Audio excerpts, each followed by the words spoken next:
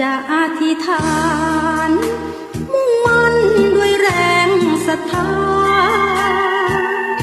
สั่งสมบุญญาพุทธบูชาเลิศล้ำพร้อมนำชีวิตสู่ทิศเส้นทางสร้างธรรมอยู่ปลดหมดกรรม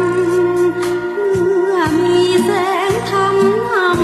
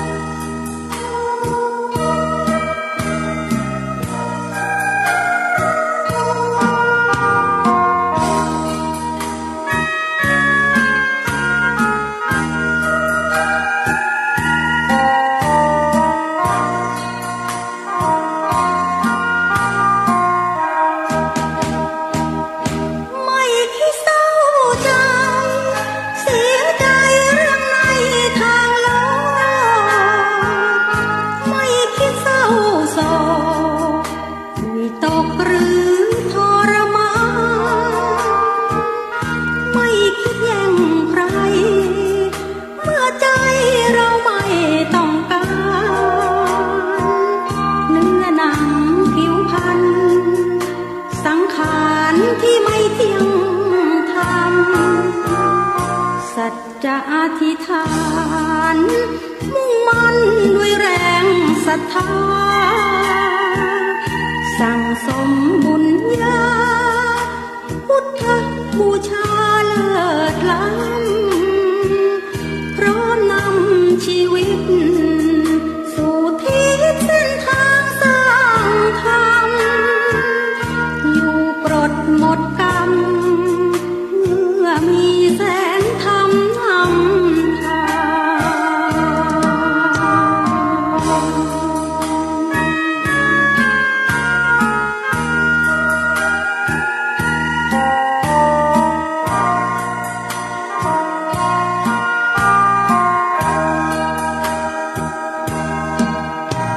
ยอหัตถาวันตาน้อมไว้สามดวงแก้วไทยห่วงแก้วตังสามพระรัตนะในห้องขีดคำพระพุทธธรรมพระสังฆาเจ้าศรัทธารวมใจหนึ่งเดียวน้อมเกล้าสาธุยินดีผูกมัดได้รวมทำบุญเกิดสร้างเพ่งวัดสืบศาสนาต่อไปเจิญปีเจิญน้องศรัทธาไกลกายบอกว่ายิ่งใจรวมใจเกิดสร้างวัดเหล่ามนทาเพิ่นใดก่อนล่างสำนักสงฆ์ตั้งเริ่มทำอารามแห่งนี้จากอยู่ประจำผู้คนน้อมนำมาสากับไว้เป็นหมู่ที่สามเชียงใหม่สายใต้อำเภอดอยหล่อที่นี่เริ่มสร้างกันมาบาทาบอกจี17 เดือนมิถุนา2565ปีนี้แหละนะขอเชิญศรัทธาบริจาคสร้างศาลาปาริญเป็นที่อ้างวางศิลาฤกษ์ในชัด12 ตุลาก็ได้มาตัดวันพุธว่าอันดีงามศรัทธาพี่น้องติดต่อติดตามพระสงฆ์ออกนามร่วมทำบุญได้ขอกราบวันตาท่านตนที่ไว้พระครูอาภิวัตรธานวิกรมท่านอาสาลับประธานขึ้นสร้างไปเหงา ท่านเป็นพอยังขึ้นสีขาวธรรมะเรื่องราวชื่อเสียงดังกองสถานีวิทยุจากห้องเทศบรรยายธรรมมวลนักแหมตูนนั้นนาติดตามลมพักผู้อยู่ดูแลลามพระครูกัลยาประโมทติดตามศีลางดงามได้ร่วมเกิดสร้างขอประกาศบุญในการก่อล่างมักขาต่างจ่วยกามเฮือใดเจ้าเลินตั้งไฟและน้ำไปยังญาติโยมศรัทธาเผยแผ่ธรรมะไปทั่วที่สาตามกำลังมาจากหาร่วมใดสาราปาริยนคนที่มาไว้มีห่มบังเงาที่วัดเฮาตานทำบุญได้หันเนชัดกองบุญกุศลน้อมนำวางศิลาเลิกเหมือนเฮามัดจำว่าจะต้องทำให้เสร็จหลวงปนขอบุญกินตานที่ได้บอกเอิญสาธุชนพี่น้องได้สุขใจโหยไฟเตะต้องอย่ามาต้องมาปานเคาะชั่วร้ายหายกับหันเป็นโจกตันขวัญและบุญแก่ข้าอยู่สุขใจพ่อลุงแม่ป้าตั้นที่ได้มาที่นี้และฝากบุญมาจะตาบอกจีมีอายุมันยืนยาวมีความสุขฟังคืนสีขาวดังนึกไว้เอาบุญมาหอมมีเงินมีทองไหลมาเติมตุ่มสมดังกำผาธานาพี่น้องโชคไหลมางานวางศิลามากันที่นี่มากันที่นี่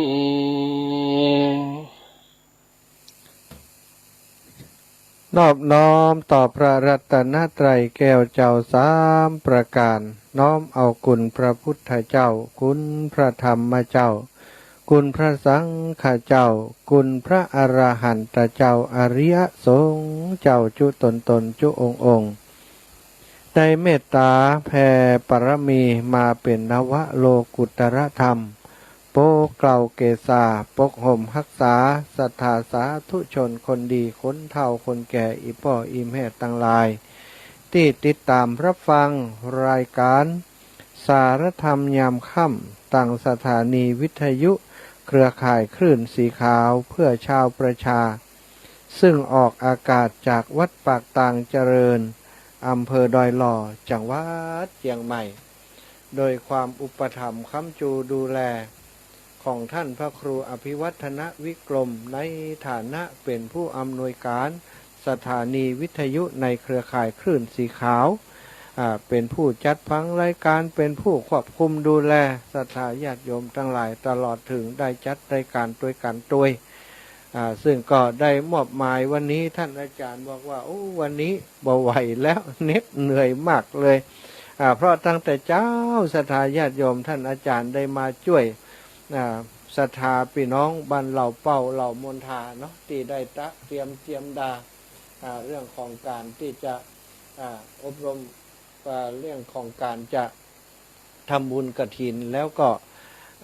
มีการวางศิลาฤกษ์ศาลาการประเรียนของวัดเหล่ามนทาเนาะในวันที่12ที่จะถึงนี้วันนี้วันที่9แล้วศรัทธาพบกันวันนี้อาตมาภาพก็เลยได้มาแทนครูบาอาจารย์เนาะมาเป็นผู้แทนมาเป็นตัวแทนทำหน้าที่แทนครูบาอาจารย์ได้มาโป๊ปะกับศรัทธาญาติโยมในเครือข่ายคลื่นสีขาวก็ต้องขออนุโมทนาขอบคุณกับ เจ้าของสถานีทุกสถานีเนอะที่ได้หันประโยชน์ของการเผยแผ่พระธรรมคำสั่งสอนมอบเวลาให้กับครูบาอาจารย์ได้มาจัดสรรแบ่งปันให้กับกลุ่มครูบาอาจารย์ที่มีความรู้ความสามารถนำสารธรรมคำสอนมาเผยมาแผ่มาบอกมากล่าวมาเล่าให้ศรัทธาญาติโยมฟังเพื่อเกิดประโยชน์ในการฟังในการฟังน้ำฟังธรรมเรียกว่ามันเกิดสุตตมยปัญญาอันเกิดจากการฟังศรัทธาญาติโยมต่างหลายเป็นสิ่งที่มีความจำเป็นถ้าบ่มีการฟังเนาะบ่มีการอ่านบ่มีการเขียนบ่มีการเรียนก็บ่มีความรู้บ่มีกรรมรู้โดยเฉพาะความรู้ในเรื่องของคุณงามความดีในเรื่องของบุญของกุศลศรัทธาญาติโยมก็เปิ้งครูบาอาจารย์ที่เป็นพระสงฆ์องค์สังฆเจ้าหรือว่าเจ้าบ้านก็แล้วแต่ที่มีความรู้ความสามารถในด้านอัดด้านธรรมนำพระธรรมคำสั่งสอนมาเผยมาแผ่มาบอกมากล่าวดังท่านพระครูอภิวัฒนวิกรมและครูบาอาจารย์ในเครือข่ายคลื่นสีขาวก็หันประโยชน์ตรงนี้หันว่ามันมีคลื่นสถานีวิทยุตั้งของตั้งราชการก็ดีของตั้งประชาชนก็ดีเป็นวิทยุบริการสาธารณประโยชน์ก็ดีเป็นวิทยุชุมชนเป็นวิทยุเพื่อธุรกิจก็ดีเปิ้นได้แบ่งปันเวลามาก็เอามาจัดสรรแบ่งปันให้กับครูบาอาจารย์นิมนต์ครูบาอาจารย์ที่มีความรู้ความสามารถมาจัดรายการด้วยกันศรัทธาญาติโยมวันนี้ก็เป็นวันดาของศรัทธาที่จะออกวสาในวันพรุ่งนี้เนาะวันนี้14ค่ำวันโกนนะวันนี้วัน14ค่ำเดือนอ้ายเหนือเนาะขึ้น14ค่ำเดือนอ้ายต่อไปก็จะเป็นวันพุธก็เป็นวันพระเนาะวันพระวันศีลใหญ่วันศีลออกวสา3 เดือนก็อย่างมันเร็วแต่ว่าศรัทธาญาติโยมป๊อปแป๊บก็หมดเวลาป๊อปแป๊บก็หมดเวลาเข้าวสาบ่เมินสักหน่อยเนาะออกวสาเสร็จแล้ววันพุธออกวสาญาติโยมวันฮือออกวสาพระสงฆ์องค์สังฆเจ้าเป็นวันปวารณาศรัทธาเฮยวันนี้อาตมาได้สังฆะมาตั้งแต่วานละเนาะก็ลวดสังฆะมาที่วัดเหล่ามณฑามาฉลองศรัทธาญาติโยมที่นิมนต์มาร่วมบุญวันออกวสาที่นี้เข้าวสาก็ได้มาทำพิธีร่วมกันที่นี้ออกวสาก็ได้มาออกที่นี้ออกกับครูบาอาจารย์ตั้งเพศศรัทธาญาติโยมเพราะว่าได้มาอธิษฐานลงโบสถ์กับครูบาอาจารย์แล้วก็คิดว่าจะปวารณาออกวสาโดยครูบาอาจารย์ที่เพศส่วนการจำพรรษานั้นวันก่อนเนาะก็ได้ถือว่าปวารณาออกมาก่อนจะออกวสาก็ถือว่าพรรษาปีนี้ที่จำพรรษาอยู่อุทยานธรรมพระสุนทรมุนีก็ได้สิ้นสุดลงเพื่อจะมาฉลองงานของครูบาสนองงานของครูบาอาจารย์ฉลองศรัทธาของคนเฒ่าคนแก่อีป่อยอีแม่วัดเหล่ามณฑาติดกับนิมนต์อาตมาไว้คือมาร่วมบุญร่วมกุศลที่นี่ในงานตานกฐินโดยงานวางศิลาฤกษ์โดยก็มาเป็นปากเป็นเสียงมาเป็นแห่งคือกับครูบาอาจารย์ศรัทธาพี่น้องทั้งหลายวันนี้ตอนก่อนที่อาตมาจะเข้ารายการเนาะก็ได้มีข่าวห้ามกำเมืองของครูบาอาจารย์ที่เรียกว่าห้ามคือกับงานกฐินแล้วก็งานวางศิลาฤกษ์วัดเหล่ามณฑาศรัทธาญาติโยมเป็นข้าวห้ามที่ท่านอาจารย์เสน่กาหลงท่านพระอธิการเสวตเนาะเป็นเจ้าอาวาสเจ้าหัววัดอยู่วัดบันกิวอำเภอแจ้ห่มตำบลแม่ซุกอำเภอแจ้ห่มจังหวัดลำปางเพื่อนได้ประพันธ์แล้วก็ห้ามมาความจริงเพื่อนบอกว่าอันนี้เป็นตัวอย่างบ่ได้เนอะอาจารย์แต่ว่าฉบับจริงก็ยังบ่ได้ทำมาเตื้อ ทำตัวอย่างแล้วเพื่อนอ่านข่าวเพื่อนบอกว่าอันนี้ผมอ่านเร็วนะอาจารย์แล้วก็เดี๋ยวจะทำให้แห่งใหม่แต่ว่าเปิ่นบ่ทำมาก็เลยเอาอันเก่ามาออกตะกี้สำเนียงอย่างต่างๆก็ยังศรัทธาอาจจะฟังแปลงไปสักหน่อยอันนี้ท่านอาจารย์เปิ่นยังบ่ฮื้อเผยแพร่แต่เผยแพร่เนาะแต่อาตมาก็คิดว่าก่อนจะเข้ารายการวันนี้เอาเห็นหน่อยก่อนที่เปิ่นจะส่งต้นฉบับจริงมาศรัทธาญาติโยมท่านอาจารย์เสน่ห์กาหลงเนี่ยตู้อาตมาเพิ่งมาฮู้จักเปิ่นได้บ่ถึงเดือนกำเตือน หู้จักจากการที่ได้ฟังข่าวของเปิ้นหลายเรื่องหลายข่าวซะทะฟังแล้วติดอกติดใจได้นิมนต์เปิ้นมาออกรายการโดยที่สถานีวิทยุวิทยาลัยสงฆ์นครลำปางที่ผ่านมานิมนต์เปิ้นมาออกรายการโดยตอนเจ้าซะทะแต่วันนี้อาตมาได้มอบเวลาของอาตมาในวันอาทิตย์ 19 นาฬิกาถึง 20 นาฬิกาให้กับท่านอาจารย์เสน่ห์กาลงเพราะว่าสถาญาติโยมที่จังหวัดลำปางเรียกร้องมาขนาดว่าท่านอาจารย์ขออันให้ท่านอาจารย์เสน่ห์กาลงเปิ้นจัดรายการต้วยบันแรงสักวันเถอะนะก็เลยได้ไปพอแล้วเวลาของครูบาอาจารย์ท่านอื่นก็เปิ้นก็เต็มของเปิ้นอยู่แต่มีเวลาของอาตมาภาพเนาะมีเวลาอยู่ 19 ถึง 20 นาฬิกาในวันอาทิตย์ก็เลยบอกว่าเอาจะอีกก่อนแล้วกันผมมอบเวลาของวันอาทิตย์นี้กับท่านอาจารย์เสน่ห์กาลงได้มาพบปะกับครูบาอาจารย์แล้วก็ศรัทธาญาติโยมได้นำเข้าห้ำอย่างต่างๆมาแบ่งปันกับศรัทธาญาติโยมวันนี้เนาะก่อนที่ท่านอาจารย์เสน่ห์กาลงนั้นเปิ้นจะได้จัดรายการนำเข้าห้ำวันนี้ได้ข่าวว่าเป็นเรื่องเกี่ยวกับเปรตเกี่ยวกับอย่างเนี้ยศรัทธาญาติโยมเปิ้นเตรียมไว้ซึ่งก็ได้ประพันธ์แล้วเตรียมไว้จะเอามาห้ามเป็นข้าวเพื่อกับศรัทธาญาติโยมฟังพร้อมกับบรรยายเป็นเรียกว่าปริศนาธรรมที่ซ่อนอยู่ในคำข่าวคำเครือของเปิ้นให้ศรัทธาญาติโยมได้ฟังโดยอาตมาก็จะฟังโดยศรัทธาญาติโยมแต่ก่อนที่ศรัทธาญาติโยมจะได้พบปะกับท่านอาจารย์เสน่ห์กาหลงในช่วง 19 นาฬิกาถึง 20 นาฬิกานั้นในช่วงนี้ตะกี้อาตมาได้ติดต่อประสานไปว่าท่านอาจารย์เดี๋ยวจะขออนุญาตสัมภาษณ์อาจารย์ออกอากาศเหตุสักหน่อยก่อนได้ก่อนที่อาจารย์จะออกอากาศในรายการในชั่วโมงที่2ต่อจากนี้ท่านอาจารย์เสน่ห์กาหลงก็บอกว่าได้ท่านอาจารย์กับผมยินดีเนอะยินดีที่จะออกอากาศร่วมกับท่านอาจารย์โทรมาหาผมได้เลยนะบัดเดี๋ยวนี้ก็คิดว่าท่านอาจารย์คงจะเตรียมตัวพร้อมแล้วอาตมาก็จะโทรไปหาเปิ้นเนาะศรัทธาญาติโยมโทรไปหาท่านอาจารย์เสน่ห์กาหลงเพื่อจะได้อู้จากัเปิ้นได้สัมภาษณ์ว่าท่านอาจารย์ที่ไปที่มาจะใดนี่คำว่าเสน่ห์กาหลงได้มาจากไหนแล้วก็ประพันธ์ข่าวเครือนี่มาเมินต่อใดแล้วเนาะศรัทธาญาติโยมจะได้ฟังพร้อมกันกับอาตมาไปตัวเนอะถวายความเคารพท่านอาจารย์ถวายความเคารพเนอะครับอาจารย์บัดเดี๋ยวนี้กำลังออกอากาศมาตั้งคลื่นสีขาวอยู่เนอะสาธุครับสาธุครับศรัทธาญาติโยมเชียงใหม่ลำพูนหลายสถานีท่านอาจารย์ที่กำลังรับฟังพร้อมกันกับสถานีของเฮาอยู่ตอนนี้เนาะซึ่งผมได้เกริ่นนำไปสักหน่อยหนึ่งแล้วตะกี้ลักเอาข้าวที่อาจารย์ประพันธ์ฮื้อนะอันนั้นยังบ่สมบูรณ์กับเตือนเนาะยังบ่นั่นว่าอาจารย์ฟังบ่ได้นะครับเนาะบ่ได้นี่ก่อนว่าจ้างเนี่ยจะได้บ่มีอย่างออกก่อนก็เลยเอาข้าวนั้นมาออกก่อนเนาะขออนุญาตท่านอาจารย์บ่ลุ้นเนอะขอจะไปโกรธไปเกลียดกันเนอะไม่เป็นอย่างว่าครับเนาะศรัทธาญาติโยมได้ฟังจอยไปสักหน่อยแล้วประเดี๋ยวนี้ก่อนที่เดี๋ยวชั่วโมงที่2นั้นที่ท่านอาจารย์ออกอากาศที่ 106.50 เมกะเฮิรตซ์ที่วิทยาลัยสงฆ์นครลำปางตั้งท่านผอ.คลื่นสีขาวท่านพระครูอภิวัฒนวิกรมจะเมตตาเกาะสัญญาณมาออกทางเพศโดยครับอาจารย์ครับมาออกปีน้องประเดี๋ยวนี้คนที่จะฟังอันของอาจารย์ได้นะชั่วโมงนี้และชั่วโมงที่2นั้นจะมีตึงเชียงใหม่ลำปูนลำปางของเฮาแล้วก็มีตังเวียงปะเป้ามีตังเมืองฝางมีตังแม่อายมีตังแม่อายถาดตอนแล้วก็แม่แจมครับอาจารย์ครับที่จะฟังได้ก็ฟังได้ไปหลายที่หลายแห่งเนอะ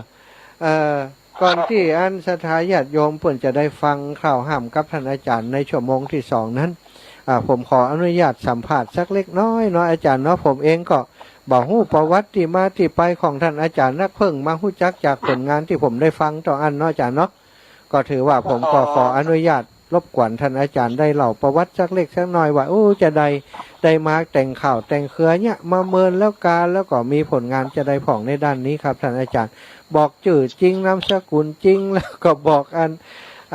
ฉายาที่ได้มาคำว่าเสน่ห์กาหลงครับอาจารย์ครับอยู่ที่วัดวาอารามใดตัวเนาะถวายความเคารพครับอาจารย์ ครับคลิปนี้โอเก้ากับผมขอ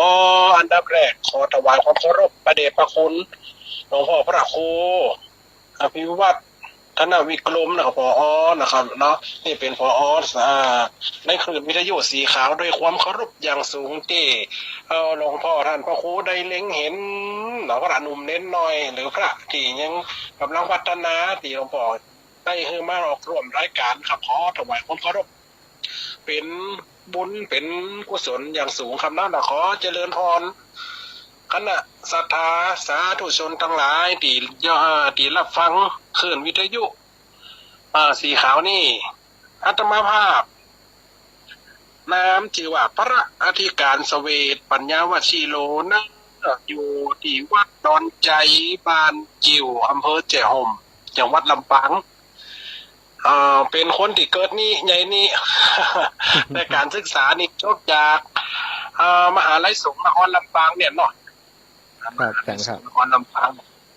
ครับอาจารย์ความเป็นไปเป็นมาหรือว่า ความที่ว่าได้มาประพันธ์หรือว่า แต่งข่าวแต่งซ้ออย่างนี้อาจารย์เราเริ่มจากที่ว่าเป็นละออนกระเตื้องหุ่มอยู่แล้วนะครับอาจารย์ ผมซ้อนเนาะ ครับผมซ้อผมยังอยู่แล้วครับแต่ว่า เรื่องบทประพันธ์เนี่ยจะมาต่อเนื่องจากว่าเรียนอยู่ประมาณปี1ปี2อาจารย์เนาะก็ได้เปิ้นอยู่ขึ้นเตะแต่นะเปิ้นอยู่ขึ้น โอ้มีประโยชน์เนาะอย่างวิทยาลัยสงฆ์นี่เปิ่นบังคับให้เทศอีหน่อยอาจารย์เนาะ ครับผมอาจารย์เป็นวิชาหนึ่งครับครับเตะกระเตะทับน้องลำปางเนี่ยอาจารย์เนาะเตะบรรยายของแต่ก็เฮามาสะดุดที่ว่าเนี่ยจะได้ใจฮือศรัทธาเปิ่นฟังได้เข้าใจเนี่ยจะได้ที่ฮือศรัทธาเปิ่นฟังน่ะเอาแบบสิ่งที่ฮู้หันและประสบการณ์ที่เปิ่นผ่านมาก็คือเป็นสิ่งบ่เนี่ยของปื้นบ้านเนี่ยพระอาจารย์ครับเป็นข่าวเป็นซ้อเป็นอู้กำอู้บ่เนี่ยมันคล้องจองกันสัมพันธ์กันครับก็เลยเริ่มแต่งกันครั้งแรกตั้งแต่ฝึกแต่งเรื่องเข้าพรรษาครับอาจารย์ครับโอ้ครับเข้าพรรษากับพิพิธสัมผัสกันเนี่ยมันถูกแต่ว่าเขามีครูบาอาจารย์นะครับเนาะแต่เขาด้วยใจฮักครับผมอาจารย์ครับด้วยใจฮักก็เลยเขียนมาเลยจนกระทั่งว่าได้ตั้งวงครับตั้งวงรวมกับแม่ครูไว้นะแม่ครูน่ะเพิ่นเป็น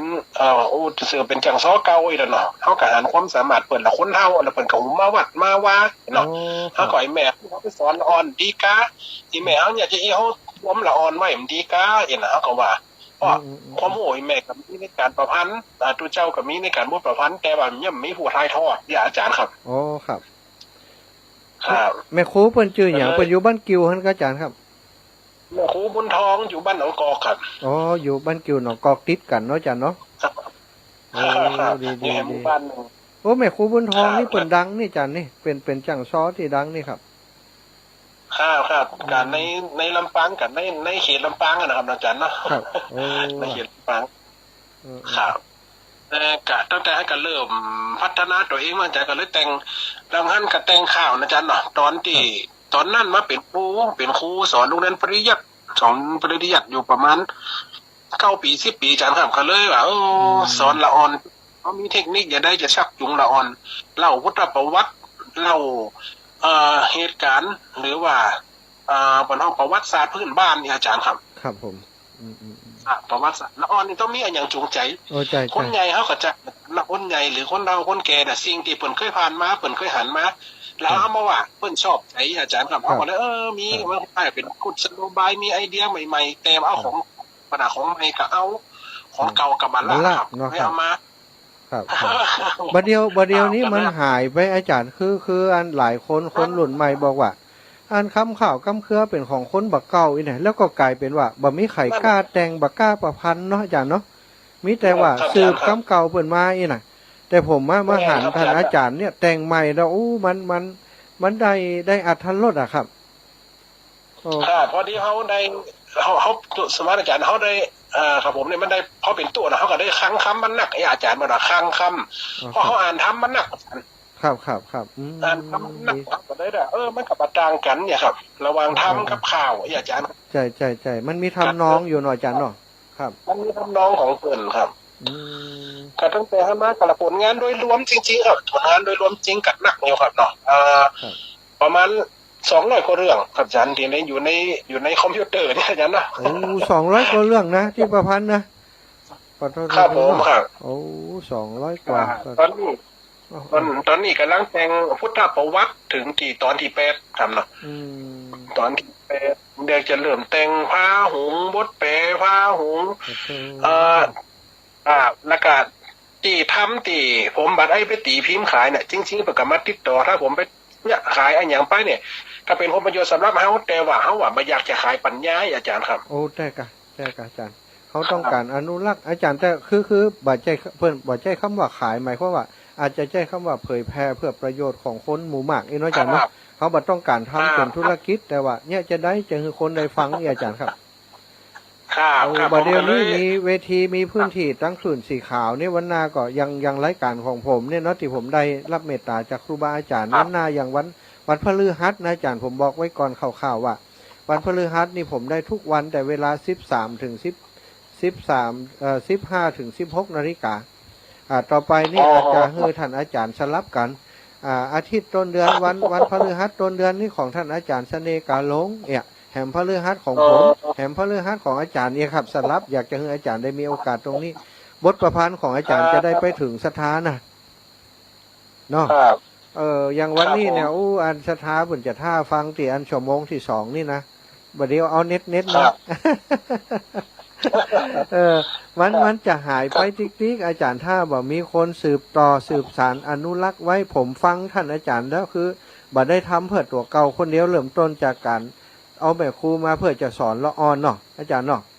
ครับเอาขันอยากได้บุคลากรมาครับอาจารย์เนาะพอเปิดมีประสบการณ์ก็ผมได้แต่งทำนะครับอาจารย์นะแต่งทำรวมสมัยแต่งข่าวมาจะเฉพาะกับข่าวผมแต่งทำนึงอาจารย์นี่ที่เป็นเฉพาะทำติดเตะงานถั่วไปหนังงานซบงานอย่างนะเรื่องเฟซไลน์สายบุญพระคุณปอพระคุณแม่ซึนามิวิปโยคอันนี้ผมทำรวมสมัยเมื่ออาจารย์เข้ากับเหตุการณ์ปัจจุบันแล้วก็ทำเรื่องนี่ทำครับนี่ทำครับนี่ครับโอ้สปะสเปดเนี่ยประโยคทางสายเปรียวครับมีนะเตี้ยวถ้าไหวของทุกเจ้ากับทางสายเปรียวเตี้ยวสายผ้าอย่าทำกับมีครับเป็นคำเมืองเขาหน่อยอาจารย์เนาะเป็นทำเมืองครับเป็นทำเมืองครับทำเมืองทำนองทำนองเมืองเขาเนี่ยเนาะ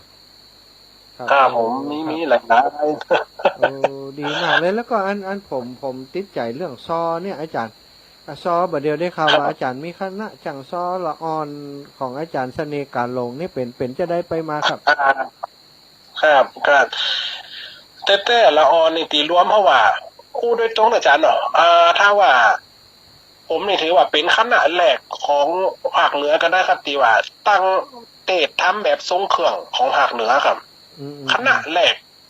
ผมจะเตะพระเวสสันดรแบบทรงเครื่องไปติดตามใน YouTube อย่างนั้นครับโอ้ครับเอาพระเวสสันดรมาเล่น13กันแต่มี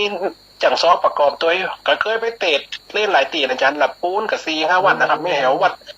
สันปูนเลยวัดอันอย่างมันใครจำได้แต่มันหนักน้ำแถวเมืองฝางขับเมืองเป้าไปนะครับนะเอาชายตัวนี้ไปหลายตีครับผมนี่เราวมโคนี่บอกเคยได้หันกำเตือนนี้เดี๋ยวจะต้องไปค้นพอใน YouTube เลยอาจารย์ครับเป็นจากการที่อาจารย์มาปรับปรุงอย่างอีมันได้ผลจะได้พ่องครับโอ้มันได้กับอาจารย์ครับเพราะว่านึงเขามาได้ลากของเก่าอาจารย์หนักก็คือว่าเตะแบบทรงเครื่องก็คือมันคล้ายๆเหมือนเอารูปในวิหารออกมาเอารูปในตุ้งพาบดออกมาอาจารย์มีการแสดงรวมถึงว่ากันชุดชกก็มีตัวชุดชกบุ๊บละออนตีละออนก็มีจังซ้อมาจังซ้อเล่นเป็นชุดชกซ้อเล่นเป็นกันหาปลีอย่างอาจารย์ครับเข้าท่าเลยเนี่ยจากของละออนของอาจารย์นี่เป็นละออนที่อยู่ที่ไหนครับที่เอามาสอนนี่ครับละออนที่สอนปัจจุบันนี่แต่อาจารย์ละออนลูกกำพร้านี่มีเท่ากัน6 คนครับติดปอมมีแม่มีอยู่กับปู่กับย่ากับยายก็มีส่วนมากจะเป็นละออนตีขาดความอบอุ่นครับครอบครัวผสมบูรณ์ครับดึงมาดันนี่ครับเอาชุดนี่ครับเอาชุดนี่คือละออนคือความหัวเข้าไปละออนเฮากับมีการแสดงที่ว่าข้างที่ว่าไปแสดงที่ไกลที่สุดและเป็นชื่อเสียงที่สุดก็คือไปแสดงที่เวที ศูนย์วัฒนธรรมใหญ่ที่กรุงเทพครับ โอ้ไปศูนย์วัฒนธรรมเลยกะ ครับผม ครับ ขอโทษขอโทษ เป็นละออนตัวน้อยๆครับ เอาไปธรรมดาไปศูนย์วัฒนธรรมปุ่นน่ะโอ้ ครับ แสดงว่าผลงานของอาจารย์จะต้องไปสืบค้นแน่นหนาแล้วนี่นะบัดเดียวนี้คณะซอของอาจารย์ก็จะมีต่อเนื่องทุกปีเนาะถ้าละออนจบไปเขาก็ฝึกใหม่อีกเนาะอาจารย์เนาะ ได้กับฝึกใหม่ตอนนี้กำลังฝึกมานี่เมื่อละออนที่ว่าแม่ละไปอย่างเงี้ยละปอกะเอาสามารถอู้ได้อาจารย์ปอกมันกลับไปติดสิ่งที่ว่า จ้ะ อันนั้น ไปหลง ก็ ผิด เล ไป ยเป็นกับยาให้เปิ่นเปิ่นกับเป็นโรคหัวใจเขาแข็งดูนะมานี่นะสมมติอาจารย์เขาแต่ก็แบบทุกมึงนะให้กูจะสอนมึงอยู่หันกับมีประโยชน์เหมือนหนังสือก็อ่านได้มาสอนละออนกายเป็นจากที่อ่านมาได้ โอ้ เพราะว่าอยู่กับคนทักอาจารย์เนาะก็อ่านหนังสือได้ครูกับชมมาโอ้เด็กชายนี่ทั้งเป็นเธอไปเรียนที่ไหนไหมนะอ่านหนังสือสอนได้เขาบทสอนมันต้องเขียนเฮืออาจารย์เนาะ ใช่ เขียนเฮือเขียนเฮือกระท่องละออนมันมีคนท่องมันคานตาติ๊กจัน ใช่จ้า เวลาเขาไปซ้อเขาก็ได้รางวัลเขาก็ขึ้นสู้ขึ้นมาแบบกูสมมติอาจารย์กูสอนนักเนี่ยแล้วกูก็ได้เงินนักเนี่ยอาจารย์เนี่ยเราขอคิดให้แบบนี้กลายเป็นการวัฒนธรรม โอ้ฟังถึงตอนนี้ผมขนลุกเลยนะอาจารย์คือละออนเนี่ยบางครั้งไปอยู่ในครอบครัวที่เปิ่นมีปัญหาเนาะถ้าเขาบ่ดึงเปิ่นออกมานี่เปิ่นก็จะไปเป็นคนที่มีปัญหาต่อไปแหมนะ แม่นครับ อาจารย์บ่จะทำเรื่องเดียวเนี่ยเป็นทำเรื่องการส่งเคราะห์เจ้าบ้านอีกครั้งหนึ่งเนี่ยเป็นการช่วยเหลือละออนแล้วก็ส่งเคราะห์ศรัทธาญาติโยมเนาะแก้ปัญหาเยาวชนที่มีปัญหาด้วยครับเต็มวิจัยทำอย่างหนึ่งคือทางราชพัฒน์ลำปางจากกับมาเจอในเกี่ยวกับวัฒนธรรมแต่เปิ่นเป็นเกี่ยวกับนักวิชาการเนี่ยวิทยาศาสตร์แต่เปิ่นให้ความสำคัญอาจารย์เปิ่นมาสนับสนุนตอนนี้เปิ่นก็ออกเกียรติบัตรออกประกาศเพื่อละออนอาจารย์ครับว่าละออนนี่เป็นคนดีเป็นนี่คนดีของสังคมและได้ผมก็ได้ใบประกาศจากคนว่าครับอยากมาไล่เหมือนว่าเป็นคนที่สร้างคุณประโยชน์อย่างอาจารย์อันอย่างอีนี่ของสภาวัฒนธรรมได้มาส่งเสริมได้มาดูแลก็ครับไปถึงกันก็จะอู้ได้กว่าอาจารย์อันถ้าเป็นยังเดี๋ยวก่อยอู้หลังไหมเนาะคืออันมีบางแห่งนี่ผมยังเวียงปะเป้านี่ไปเจอสภาวัฒนธรรมนี่ค้นคว้าหาละออนมันนี่มาเฮียนครับแม่นเชียงใหม่เชียงไฮ้ยกนิ้วเลยละปูนเดี๋ยวนี่เขาอู้กันหลังไหมครับบางเตือมันอาจจะต่อกันบัดติดเนาะเดี๋ยวก่อยว่ากันส่วนตอนนี้เนาะอาจารย์วันที่ขออนุญาตน้อยหนึ่งว่าวันที่1เนี่ยอาจารย์ติดงานไหนก็ผมอยากให้ละออนไปซอตอนรับศรัทธาญาติโยมขึ้นสีขาวที่จะไปร่วมงานกฐินที่วัดตรงโปงวันที่1พฤศจิกาอาจารย์มีงานที่อื่นก็วันที่1นี่ก็จันทร์นะเป็นวันอังคารนะอาจารย์ถ้าไปนี่หมายความว่าละออนมันปิดเทอมนี่เดือนนี้ครับอาจารย์ครับใช่วันเดือนพฤศจิกาครับอาจารย์ละออนเปิดเทอมวันที่1พอดีครับอาจารย์นั่นแหละวันที่2ไปทำงานที่เมืองแพร่ก็เลยว่าขออนุญาตคุณครูเปิ่นลาเพราะว่าเปิ่นติดต่อมาเมื่อเขาก็หันใจแต่อันนั้นเปิ่นก็เป็นพระตีต้องพัฒนาเหมือนกันอาจารย์นะเขาเยาวชนมันสะอาดวัดทำนั่นนะอาจารย์ประเสริฐก็มั่นใจชื่อเปิ่นกันยังหัวนะเปิ่นบอกครับอาจารย์แล้วเปิ่นติดต่อที่วัดปังหนุนเนี่ยอาจารย์ปังหนุนล่ะอาจารย์ผมนะกะอาจารย์ทิปโกนะกะชุดใจตำราอาจารย์ผมมูดแท้ๆครับอาจารย์ผมหลวงพ่อทิปโกนะกะใช่โอ้นั่นน่ะลุยด้วยกันมาเนี่ยฮะวังชินนะครับเนาะใช่ลุยด้วยกันมานั่นขาอันนั้นขานั่นบอกว่ามีดกว่าฟ้าเนี่ยสาธุอาจารย์เป็นมุ่นท่านคำได้หันอย่างผมกับมุจักท่านแต่ท่านไปขอเบอร์โทรไผ่พวกนั้นท่านว่าขอละออนไปบอกหันละออนกลุ่มเนี่ยทำงานเหมือนกับละออนตีท่านนะทำงานอยู่ของเปิ่นยูฮัน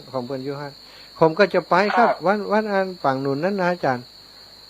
ผมก็จะไปอาจารย์ยังไม่จุดใจตำตอบอกพูดแต่ครับไปด้วยกันโอ้นะครูบาอาจารย์คนนี้มันธรรมดาเนอะอาจารย์เนี่ยทำงานเพื่อสังคมขนาดนักครับขณะอาจารย์คนมาหันผมทำท่านหันผมทำว่าท่านก็ทำเพื่อสังคมแต่แบบมีไผมาอันนี้แต่ว่าผมขอละออนผมก็เลยว่าละออนล้าเนอะนะวันที่2เนาะล้าก็ได้เพราะว่าอันเปิดขอมาเปิดกันนะอันนี้สังคมเพราะว่าเปิดโรงเรียนวันที่1ร้านนั้นอันนี้ คู่ก็รอว่าทุกปีขอน่ะ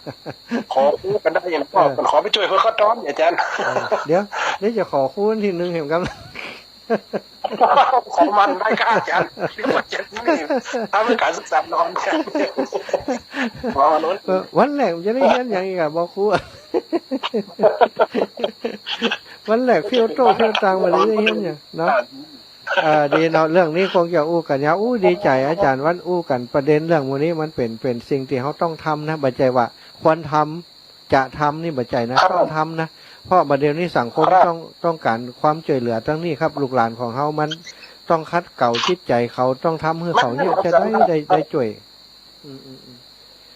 คัดเก่าแต่อาจารย์เราปัจจุบันเขาว่าสิ่งทุกอย่างมันหล่อแหลมอาจารย์เนาะใช่เขาก็บอกว่าอนาคตเอาไปข้างหน้าใช่แล้วครับดีใจวันนี้อนาคตตั้งนานเนาะก็คงจะ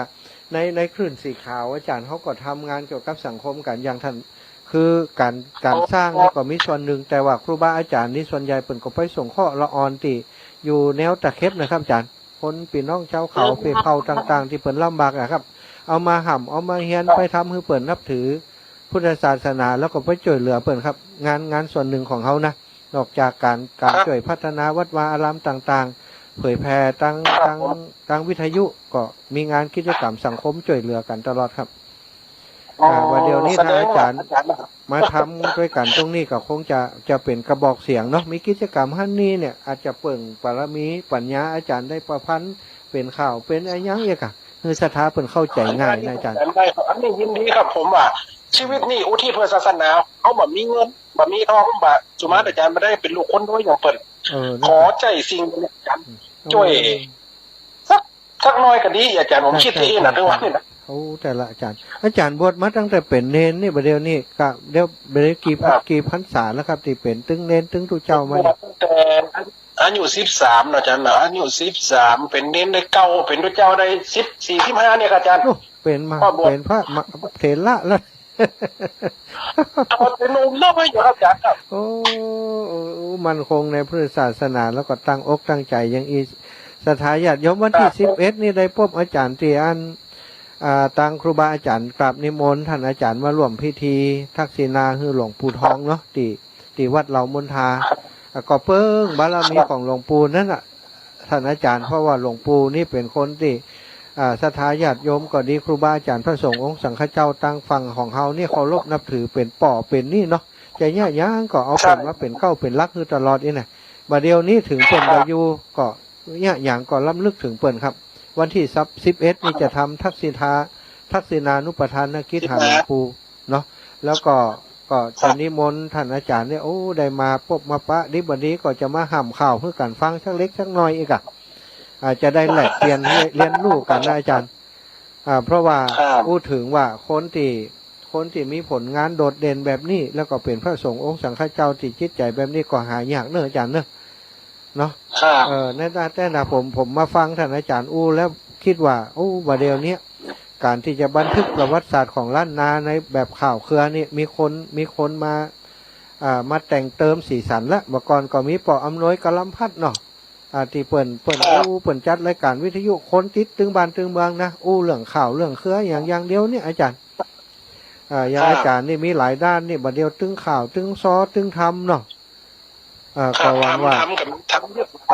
ก็หวังว่าศรัทธาญาติโยมขื่นสีขาวของเขาจะได้ต้อนรับอาจารย์เข้าสู่อ้อมกอดของพี่น้องขื่นสีขาวแล้วจะได้ฟังข่าวดีๆวันนั้นฟังข่าวของอาจารย์นะแล้วก็อาจารย์เปิดสายให้เจ้าบ้านคนเฒ่าคนแก่โทรผมเป็นตาดีไข่หัวนะที่เปิดอาจารย์ว่าข่าวอย่างก็ลูกป้ายจังแม่เท่าเนี่ยโทรกันนานอาจารย์ก็เรียงหวยเนาะจ้าโทร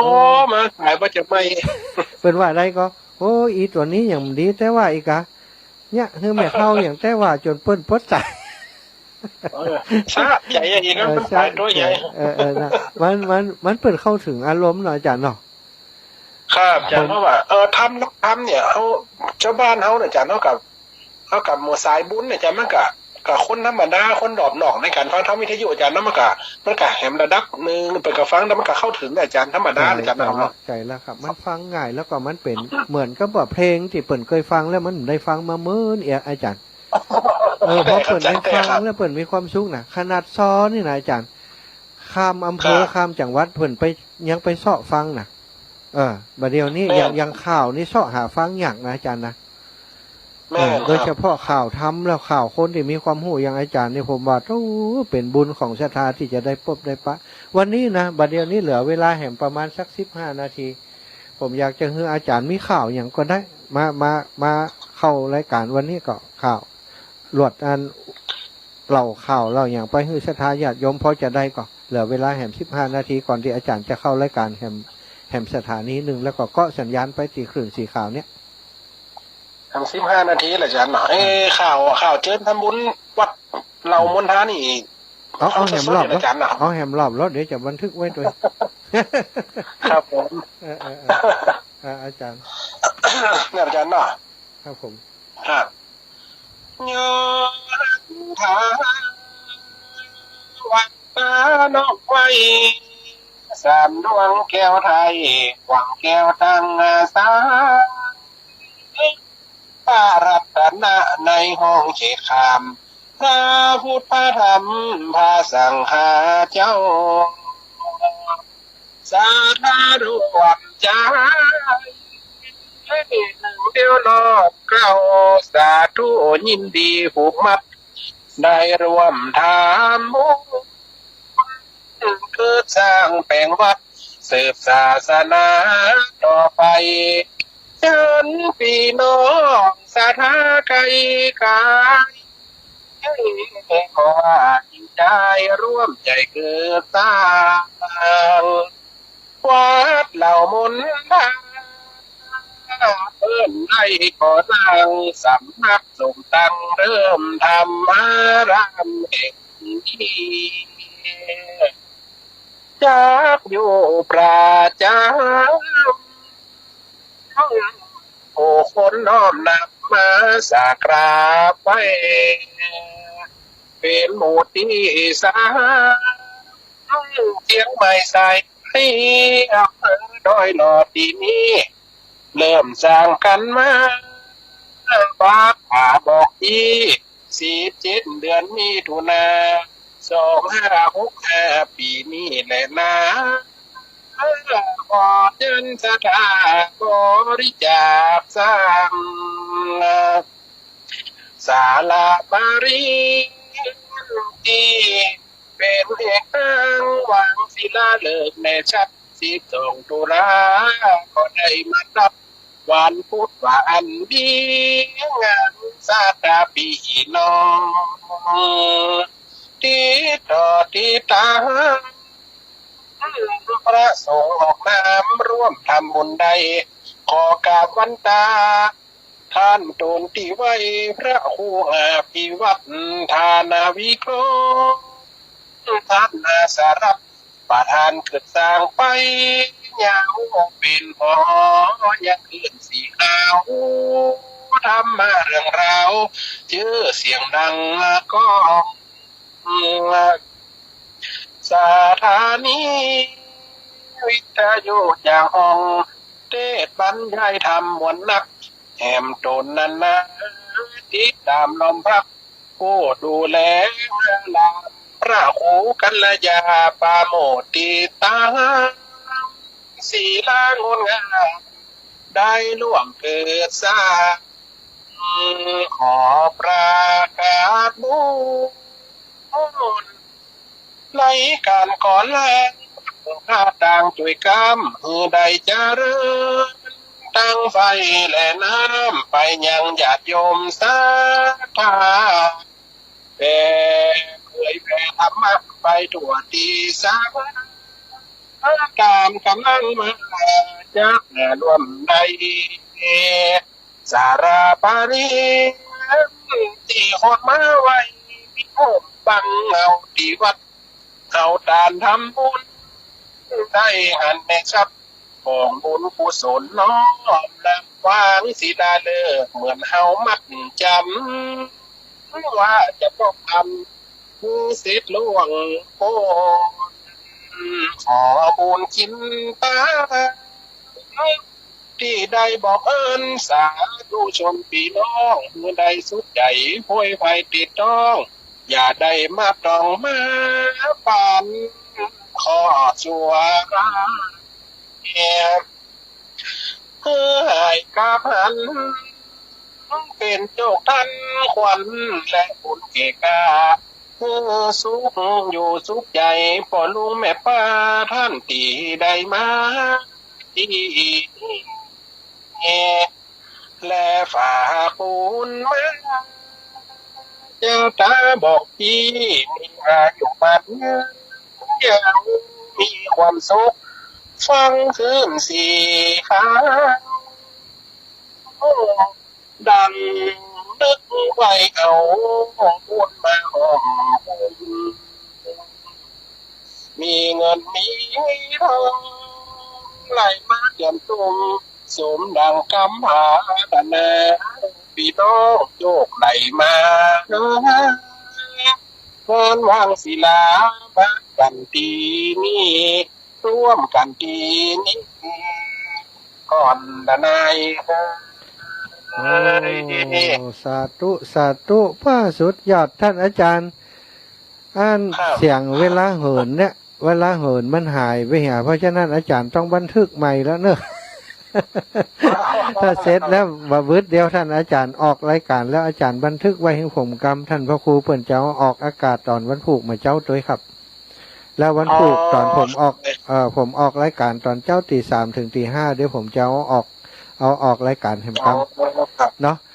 สำหรับวันนี้ต้องขอบคุณท่านอาจารย์ที่ได้แบ่งปันความจริงเรื่องราวยังมีแหมนักศรัทธาญาติโยมแต่ว่าเดี๋ยวท่านอาจารย์เพิ่นจะได้เข้ารายการต่อชั่วโมงต่อไปจะได้เตรียมตัวสักกรรมนึงเพราะจะตั้งเครื่องตั้งคอมเพิ่นอยู่เนาะอาจารย์เนาะครับสำหรับวันนี้ผมในนามของศรัทธาญาติโยมเนอะอุบาสกอุบาสิกาแฟนครับคนติดตามรายการตั้งคลื่นสีขาวนี้ก็กราบถวายความเคารพครูบาอาจารย์ที่เมตตามาเล่าข่าวมาเล่าความเป็นไปเป็นมาให้ฟังทำให้เราได้หู้จักกันในวันนี้บุญกุศลที่อาจารย์ได้สร้างมาก็ดีที่กระผมเขาได้ทำมาก็ดีก็ขอให้ปกปักรักษาท่านอาจารย์มีความสุขความเจริญเนื้อคำเนอะอยู่เป็นที่พึ่งศรัทธาไปเมืองสาธุครับสาธุครับท่านอาจารย์เพิ่นจะได้เตรียมตัวศรัทธาโอ้ม่วนนั่น วันหลังขอจัดรายการกู้กับเพิ่นดีก็โอ้ม่วนได้นะท่านอาจารย์เพิ่นนั้นอาตมาเป็นลูกจ้างซอแต่บ่ได้เจี้ยอีป่อซักเล็กซักน้อยอีป่อยแม่เฮยเนาะซอก็บ่จ้างจ้อยก็บ่จ้างนะแล้วก็ปลายแหมปอนี่ข้าวเคียนี่หูบ่กระดิกเลยฟังได้แต่ว่าประพันธ์หรือว่าแต่งหรือว่าห่ำข้าวอย่างต่างๆอย่างเปิ่นนี่บ่ได้ซะท่าตอนนี้เวลา 18:49 นาทีมีเวลาแหมสักเล็กน้อยจะฮือศรัทธาโทรมาสัก5 นาทีแต่ว่าขอเป็นเบอร์นี้เนาะอีป่ออีแม่ทั้งหลาย098-005-2515 เนอะแฮมเบอร์นั้นมันวันนี้มันเลอมันบดี 098-005-2515 098-005-2515 ไผมีเบอร์นี้ก็โทรมาได้เลยไผยังมีคำเตือนโจทย์เสียกรรมแต่ว่าเบอร์นี้เฉพาะวันนี้นะวันอื่นโทรมาได้เหมือนกันเนอะ098-005-2515ไผจดได้แล้วโทรมาเลยมีเวลาแหมประมาณสัก5 นาทีเนาะตอนนี้อาตมาภาพมาอยู่ที่วัดเหล่ามนทาแล้วตั้งคืนที่ผ่านมาศรัทธาวันนี้ช่วยกันห้างดากับครูบาอาจารย์จัดสถานที่ประลัมพิธีส่วนที่จะทำบุญส่วนที่จะเป็นลานพิธีที่จะทำบุญกันในวันที่12เนาะวันที่11 12จะเป็นสถานที่ที่ประกอบการทำบุญที่หันเนอะเอาพี่น้องตังเวียงวังเหนือนี่ได้ก่อนเปิ้นเลยเนาะเจริญปอนแม่เรือนแสนต่อ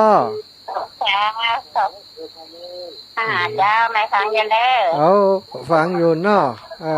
ม่วนก็ซ้อม่วนอันจ้อยข้าวม่วนก็ม่วนเจ้า ได้ฟังข่าวท่านอาจารย์เสน่ห์กาหลงแล้ว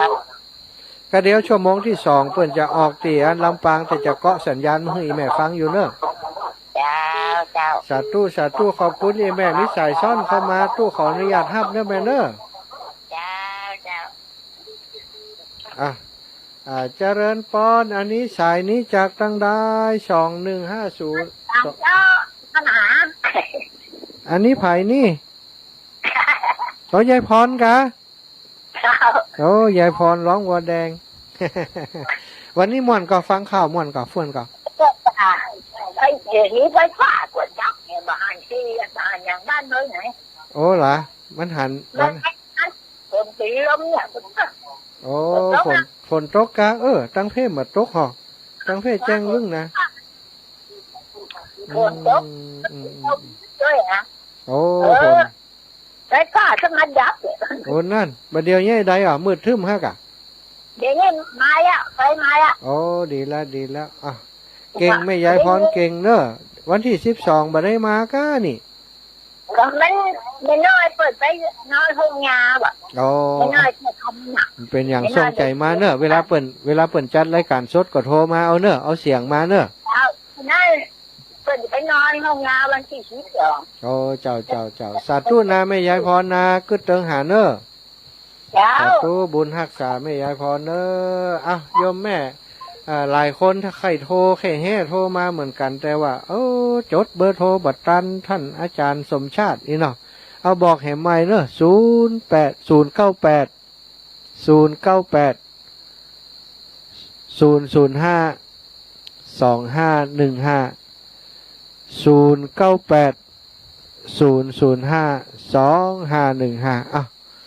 ถ้าโทรมาได้ก็โทรมาไม่ได้ก็เป็นอย่างวันนี้เนื่องจากว่าโทรศัพท์แหมเครื่องหนึ่งนั้นใจบ่ได้เนอะวันนี้โอ้เจริญปอนอีแม่ปุ้นเวียงปะเป้าบุญโลว่าจะได้พ่อ เจ้าแม่ก็ฟังอยู่เนอะ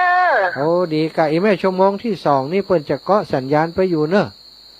เจ้า ท่านอาจารย์ ยินดีจะนักยินดีได้ฟัง โอ้ท่านอาจารย์เสน่ห์กาโลเก่งขนาดเนอะอีแม่บัดเดี๋ยวนี้เปิ้นได้เขาจะแบ่งเวลาให้เปิ้นได้มาพบปะกับศรัทธาญาติโยมจิมลุก เจ้ายินดีขอบคุณอาจารย์นักเนอะนะเปิ่นมานะ โอ้มาเนี่ยนอนกระเดียวก็ฟังต่อละ19 นา แม่ ฬิ จ้อก าง หนังสือเต็มเนอะ เอาไม่เอาหนังสือเล่มละอีปัดโทษเน็ตละกันนี่ แม่จ้องเนอะ เอาตู้เจ้าฮื้อแม่หลายเล่มเลยอะ ตัวมาให้แม่เนอะ เจ้าฮื้อแน่นอนตู้จะสั่งพิมพ์อยู่แม่ เจ้าวันนั้นแม่ซ้อได้แม่จะซ้อเพื่อน เดี๋ยวจะฮื้อท่านอาจารย์มาสอนนี่แม่ เจ้า สาธุบุญรักษานะแม่นะ เจ้ารักษาตามตัวได้เหมือนกันเนอะ สาธุขอบคุณแม่นางคำอ้ายแม่นางนำสกุลคำอ้ายอยู่เวียงปะเป้าเจริญปอน กลับไปสาธรรมะ 0619นี่ตังใดไผ่จ้า แม่น้อยทุกสบายเจ้า โอ้แม่น้อยสุขสบายนำสกุลนี่คือเนาะ สุขสบายน่ะ มันแบบทุกสบายน่ะกะท่าน โอ้สุขค่ะได้ฟังน้ำฟังธรรมก็สุขสบายแล้วรู้ ฟังแม่ฟังธรรมมันสุขสบาย แต่ร่างกายแม่มันบ่สุขสบาย โอ้ น่ะจ้ะ ยพิจารณาเป็นอารมณ์กรรมฐานเนอะอีแม่เนอะ เจ้า สาธุ แม่ให้กำลังใจท่านเด้อ สาธุให้กำลังใจขอบคุณอีแม่เนอะ เจ้ากะไว้สาเจ้า สาธุอ้าวสายต่อไป1987จากทางใดจ้า ไอ้จ่าเจ้าแม่แสงล่าเด้อ แม่แสงล่าวังเหนือ เจ้า โอ้วังเหนือดูม่วนก็ตะกี้ข้าว ตอนแรกมาเด้อเข้าใจดีม่วนดี โอ้ เนาะ ม่วนดีเนาะดีขอบคุณอีแม่เนอะ วันได้ว่างจะจ้อยให้ฟังเด้อ โอ้ดีกะวันหลังจ้อยคู่จ้อยใส่กันเนาะ